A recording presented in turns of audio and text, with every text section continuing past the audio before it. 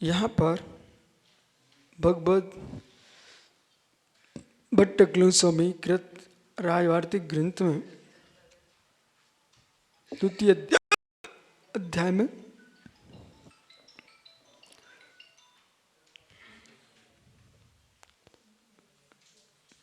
बैठो ना 30 नंबर के सूत्र पर विशेष दृष्टि समझिए। इनको भैया लोगों को, कुछ महाराजों को ज्ञान से कोई प्रयोजन नहीं है, मतलब हमारा समय बर्बाद कराना ये जिनवाणी का घात। बाह्य शब्द विकल्पार्था सप्तमी प्रसंगति चेत न अत्यंत संयोगा विवक्षितत्वात्।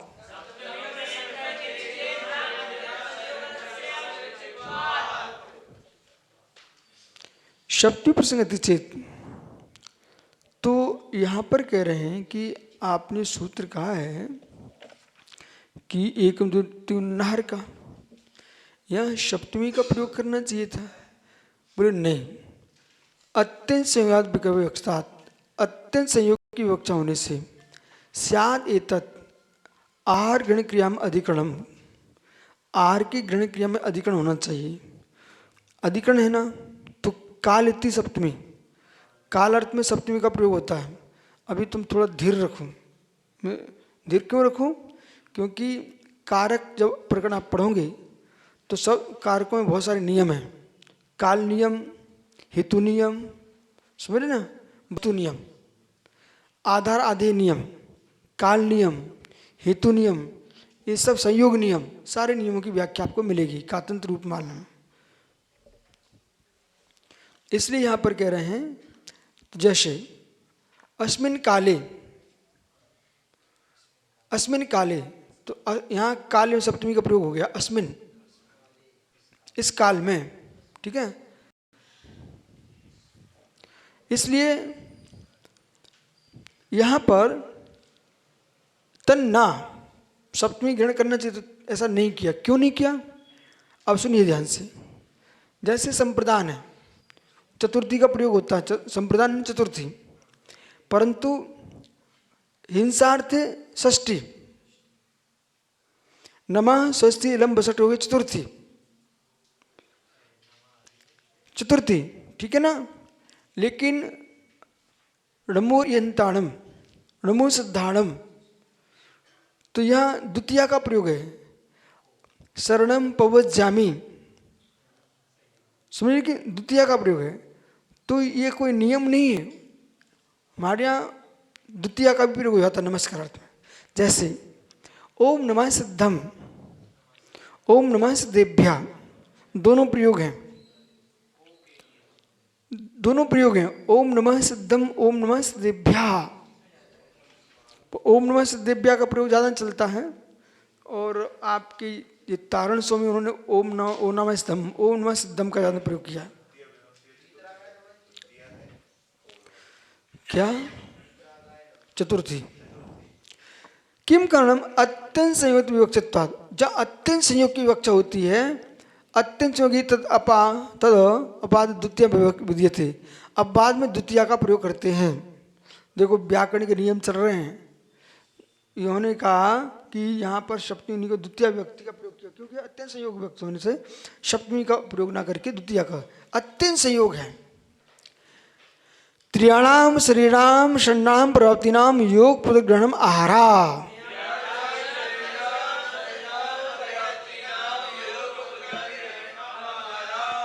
ये याद करना वार्तिक। ये कल प्रश्न आया था, आहार किसे कहते हैं?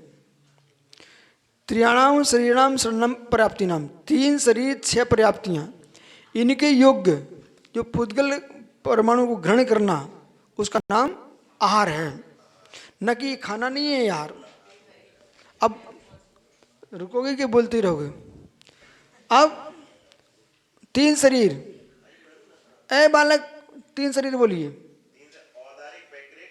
बस, ये 3 शरीर हैं। अब 6 पर्याप्त सुनिए, बोलिए।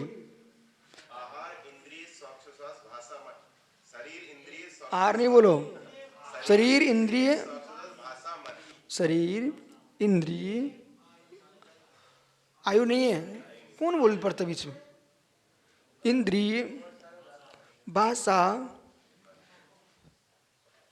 इंद्रिय, शरीर, भाषा, मन और श्वासोच्छ्वास। मन, आहार, इंद्रिय, शरीर, पहले कहो आहार, फिर इंद्रिय, फिर शरीर,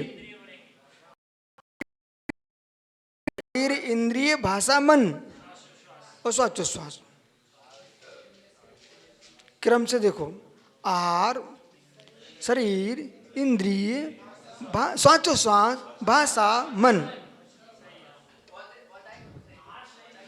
औदारिक, वैकृतिक, आहारक। चलो आगे।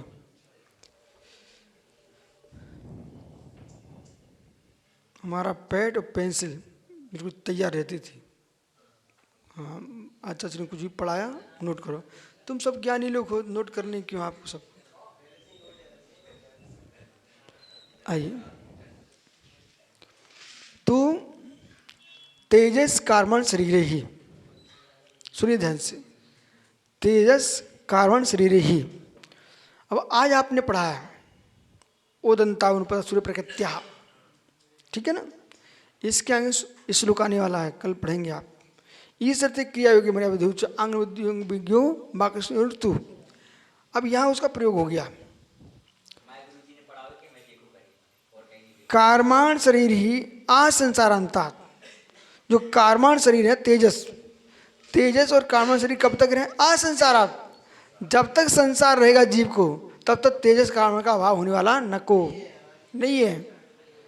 नित्यम उपचनीय मानस, वो नित्य है। योग पुद्गले, वो योग पुद्गलों को। अतः शेषाणाम त्रियाणाम शरीरम औदारिक, वैकृतिक, आहारक, ठीक है।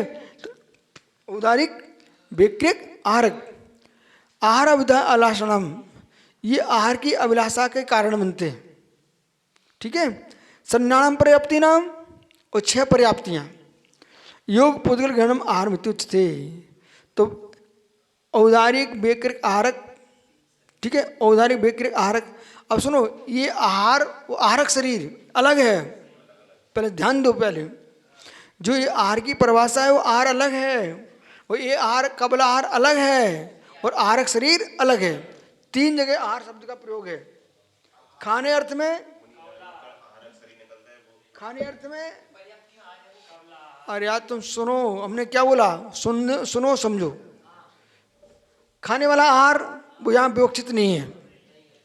आहारक शरीर जो मुनिराज के शंका के होने पर मस्तिष्क से पुतला निकलता है, वो आहारक शरीर है। और ये आहार पर्याप्ति है, जो यहाँ व्याख्या चल रही है। वो 3 शरीर 6 पर्याप्ति योग पुद्गल ग्रहण करना, ये आहार पर्याप्ति है। जो आप लिख रहे हैं, जो विषय चल रहा है, किसका चल रहा है, 3 शरीर 6 पर्याप्ति के योग, तो आहार पर्याप्ति का चल रहा है। और इसलिए जो 3 समय तक अनारक कहा है, इस आहार पर्याप्ति कारण अनारक कहा है।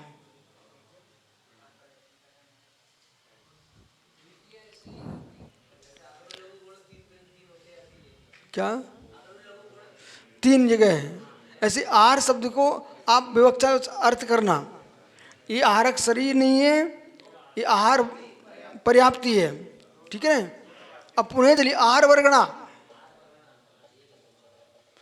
आहार वर्गणा, तो ये आहार वर्ण क्या है, ये खल रस भाग को कर देना। खल रस भाग को 7 धातु प्रणमन कर लेना, वो आहार वर्गणा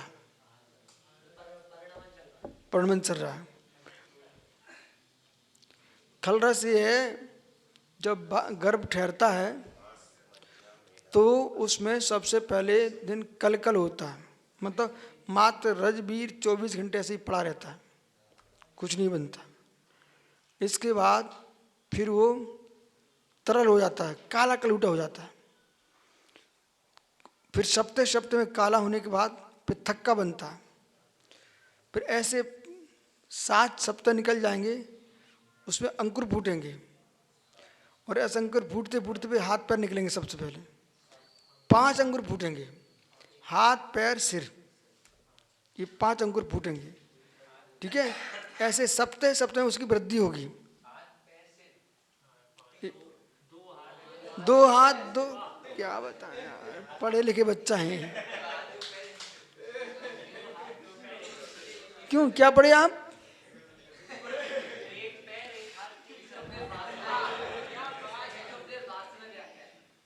इष्टोपदेश भाष्य पढ़ लीजिए, आपको पूरा व्याकरण मिल जाएगा।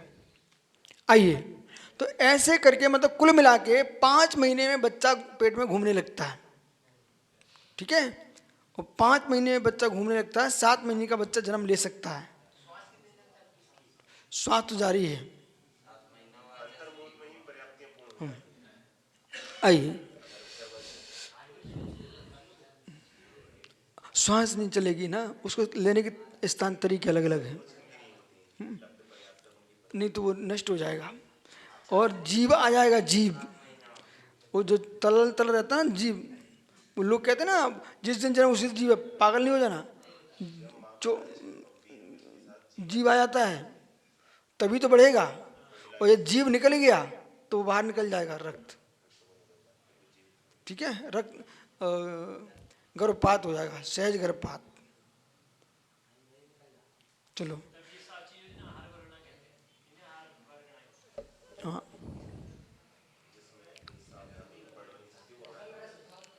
तो शन्ना प्रथम ग्रहण योग, इनके ग्रहण योग जो पुद्गल को ग्रहण करता है वो आहार कहलाता है। विग्रह गता संवाद आहारक शरीर निवृत्ति।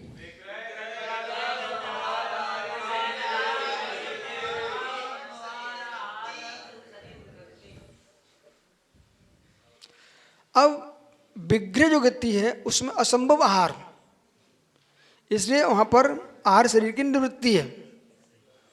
विग्रह गति में क्या है? अनाहरक रिद्धि प्राप्ति ऋषिणाम आहारक शरीर में आविर्भवती विग्रह तो तस् असंभव निवृत्ति। अब देखो, रिद्धि पर जो ऋषि हैं उनके आहारक शरीर होता है, विग्रह गति में उसके आहारक शरीर की संभावना है, इसलिए उसकी निवृत्ति है। जो आहारक, तो ये नहीं समझने वो वाला आहारक, इसलिए उन्होंने कह दिया जो ऋषियों के रिद्धि पर ऋषियों के आहारक शरीर होता है उस वो यहाँ पर ग्रहण नहीं करना। विग्रह गति में आहारक शरीर की असंभव है, उसकी निवृत्ति है। उस शरीर की निवृत्ति वो आहारक ही होता है, वो अनारक नहीं होता। समझ में आ रहा है कि नहीं आ रहा? वही ग्रहण करना मात्र, सार इतना सा है। कल आपको यहाँ विशेष सुंदर व्याख्या चलने वाली है।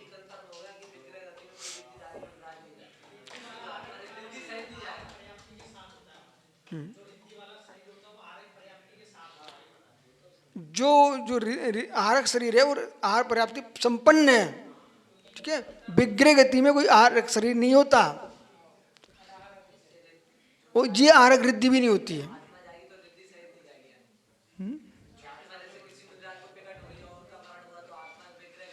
अरे नहीं, वो रिद्धि वृद्धि से वहीं समाप्त हो जाएंगे। इधर देखो, मरण होते हुए बहुत सारे काम समाप्त हो जाते हैं। जैसे कि छठवें गुलिस्तान 7वें में चल रहे थे मुनिराज, समाधि होती उनका गुलिस्तान चौथा अथवा पहला, गए काम से। हाँ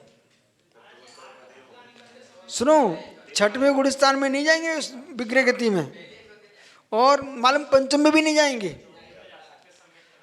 प्रथम 4,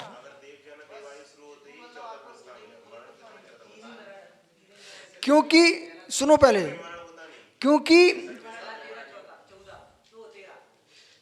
क्योंकि मरने के गुलिस्तान देखिए आप,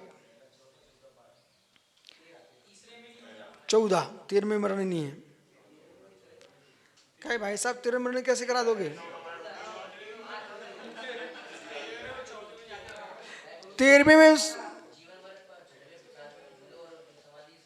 चौथे में चला जाएगा, मरा गया। दाई घड़ी खिसक गई, लो मैं कल मिलता हूँ आपसे।